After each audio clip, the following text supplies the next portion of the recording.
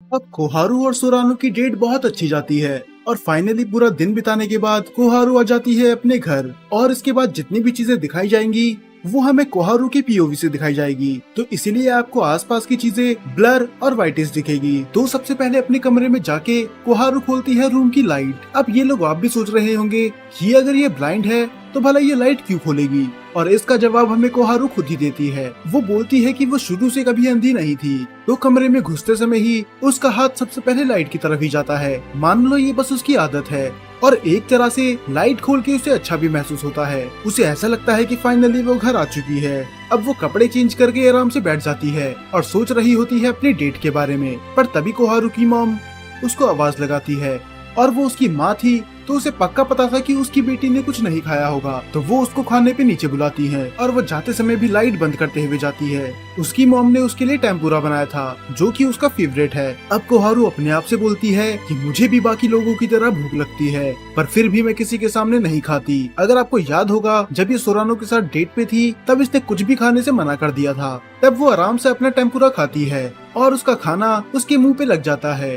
तो इसीलिए उसकी मॉम उठती है और उसका मुंह साफ कर देती है। और यही रीजन था, इसे दूसरों के सामने खाना पसंद नहीं है। क्या होगा अगर ये दूसरों के सामने खाएगी और इसके मुंह पे सब कुछ लगा होगा, इसे तो कभी पता भी नहीं चल पाएगा। तभी ये सोरानो के सामने नहीं खाना चाहती और वो ब्लश करने लग जाती है। क्या अगर वो उसके सामने खाती तो सोरानो भी उसका मुँह ऐसे ही साफ करता। अब उसकी ये स्माइल देख के उसकी मॉम समझ जाती है और उसकी मॉम उसकी स्माइल देख के बोलती है, तुम्हारी स्माइल देख के लग रहा है कि आज की तुम्हारी डेट बहुत ज्यादा अच्छी गई। और कोहारू हैरान थी। वो बोलती है, आपको कैसे पता चला? मैंने तो आपको बताया ही नहीं था।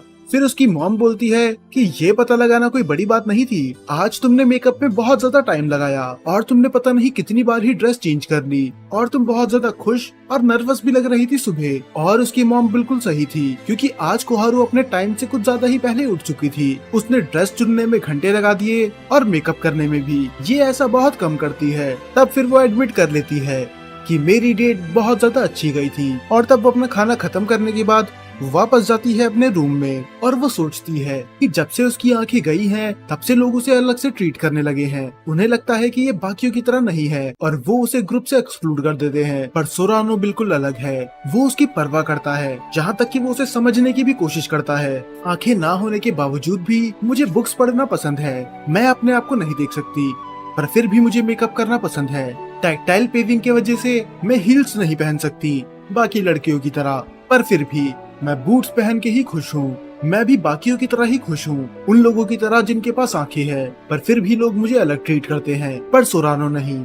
मेरी आंखें नहीं है, इससे उसे कोई फर्क नहीं पड़ता, यहाँ तक कि वो मेरी आंखें बन जाता है। और फिर से वो डेट याद करने लग जाती है जब सोरानो उसे आसपास की पूरी डिटेल्स बता रहा था ताकि वो सारी चीजें अच्छे से इमेजिन कर सके। कोहारू को उसकी आवाज पसंद है, उसके हंसने का तरीका पसंद है। उसे नहीं पता कि सोरानो कैसा दिखता है और शायद उसे फर्क भी नहीं पड़ता। वो कैसा भी दिखे वो फिर भी काइंड ही रहेगा।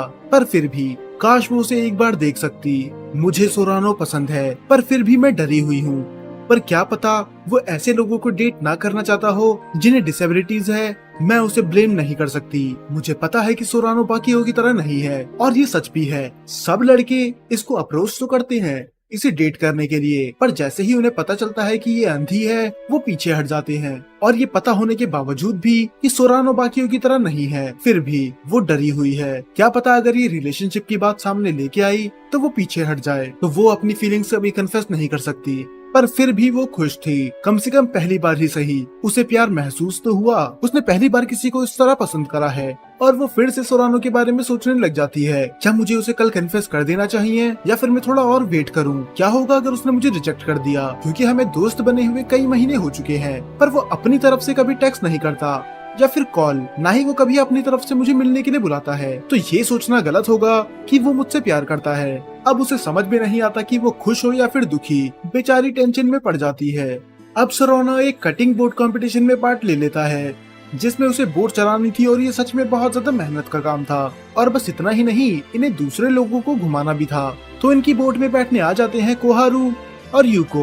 और कोहारू उस बोट में बैठ के बहुत ज्यादा खुश थी। अब यूको को अच्छा फील नहीं हो रहा था तो वो बोट रोक देते हैं। तब कोहारू बोलती है, क्या तुम्हें पता है आज फेस्टिवल के आखिर में फायर क्रैकर्स फोड़े जाएंगे, तो हम सब वो साथ में देखेंगे। तब यूको बोलती है कि आज मुझे कमेटी के काम से जाना है तो मैं कोहारू के साथ नहीं रह सकती, क्या तुम उसका ख्याल रख लोगे? तब नारुमी भी बोलता है कि 7 बजे तो मुझे भी काम पे जाना है तो तुम्हें कोहारू के साथ अकेले ही रहना होगा। और सोरानो को इससे कोई प्रॉब्लम नहीं थी तो वो कोहारू से बोलता है कि मुझको कॉलेज के बाद मिल जाना उसी जगह पर जहाँ पर हम रोज मिलते हैं। अब पूरा कॉलेज खत्म होने के बाद वो उससे जाके मिलता है कैंपस की छत पर। आज वो यहाँ पर देर तक इसलिए रुके हुए थे क्योंकि उन्हें फायर क्रैकर्स देखने थे जो कि फेस्टिवल के एंड में फोड़े जाएंगे।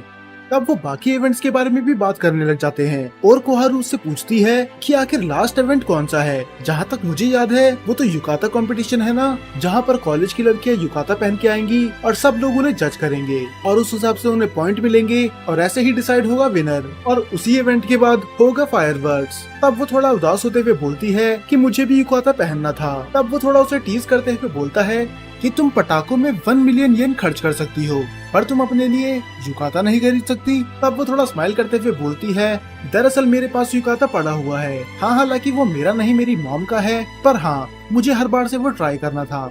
तब सोरानो बोलता है फिर ये तो अच्छी बात है, तुम्हें तो वो कॉन्टेस्ट अटेंड करना चाहिए। और थोड़ी देर के लिए तो वो हैरान थी और वो थोड़ा उदास होते हुए बोलती है कि तुम्हें पता है मैं ऐसा नहीं कर सकती क्योंकि मानो मैंने पार्टिसिपेट कर भी लिया तो क्या मुझे वोट मिलेंगे? बाकियों का छोड़ो, क्या तुम भी मुझे वोट दोगे? और सोरानो बिना किसी हेजिटेशन के बोल देता है साफ कि हाँ मैं तुम्हें जरूर वोट दूंगा, ये सवाल तुम्हें पूछने की जरूरत भी नहीं थी। पर तब कोहारू बोलती है तुम्हें पता है ना कि मैं ब्लाइंड हूँ पर फिर भी तुम मुझे वोट दोगे। तब सोरानो से समझाता है कि आखिर युकाता कॉन्टेस्ट से ब्लाइंडनेस का क्या लेना देना। पर फिर वो अपने मन में ही बोलता है कि वो झूठ किसको बोल रहा है। उसे पता है कि इसकी ब्लाइंडनेस की वजह से शायद ये कभी ना जीत पाए क्योंकि चलो ये इसे वोट दे भी देगा पर बाकियों का क्या। युकाता कॉन्टेस्ट में लड़कियों के युकाता से ज्यादा उनकी ब्यूटी देखी जाती है और जैसे ही पता चलेगा कि ये ब्लाइंड है इसके ब्यूटी के पॉइंट तो वैसे ही कट जाएंगे। पर सोरानो ने तो अपना डिसीजन बना लिया था। वो बोलता है मुझे फर्क नहीं पड़ता तो मेरा वोट तो तुम्हें ही जाएगा, चाहे वहाँ पर 10 लड़कियां भी क्यों ना खड़ी हो, मैं तुम्हें ही चुनूंगा। और वो ब्लश करने लग जाती है और वो बोलती है कि तुम्हारी बातें सुन के तो ऐसा लग रहा है कि तुम मुझे अपना लव कन्फेस कर रहे हो। और सोरानो भी ब्लश करने लग जाता है और वो बोलता है मेरा मतलब वो नहीं था, जब मैंने कहा कि मैं 10 लड़कियों में से बस तुम्हें चुनूंगा तो मेरा मतलब था वोट देने से, प्लीज मेरी बातों का गलत मतलब मत निकालना। और वो हंसने लग जाती है। वो बोलती है कि मुझे तुम्हारी बात का बुरा नहीं लगा। तब जो ये फायर क्रैकर्स लेके आए थे वो उनके बारे में बात करने लग जाती है और वो अभी होते हैं सोरानो के घर पर तभी अचानक से वहाँ पर होने लग जाती है जोरों की बारिश और बाहर अनाउंसमेंट होती है जो कि करती है यूको कि भारी बारिश की वजह से आज हम फायरवर्क्स एंजॉय नहीं कर सकते। और इस चीज की वजह से कोहारू थोड़ी उदास थी और बारिश में भीग के उसे जुकाम भी हो जाता है। तब वो उसे अपनी जैकेट दे देता है और उसका हाथ पकड़ लेता है और वो बोलता है कि इससे पहले तुम्हारी हालत और ज्यादा खराब हो हमें कहीं शेल्टर ले लेना चाहिए। और ये कोहारू के घर तो अभी नहीं जा सकते थे क्योंकि बारिश बहुत ज्यादा तेज थी। तो सोरानो उसे इनवाइट करता है अपने घर पर और वो उसके घर पे चले जाते हैं। और इसी के साथ ये एपिसोड हो जाता है खत्म। इसका अगला एपिसोड आपको अगले हफ्ते देखने के लिए मिल जाएगा। और हाँ, कल सुबह 9 बजे एक और लॉन्ग एनिमे की वीडियो आने वाली है तो उसे भी देखना मत भूलना।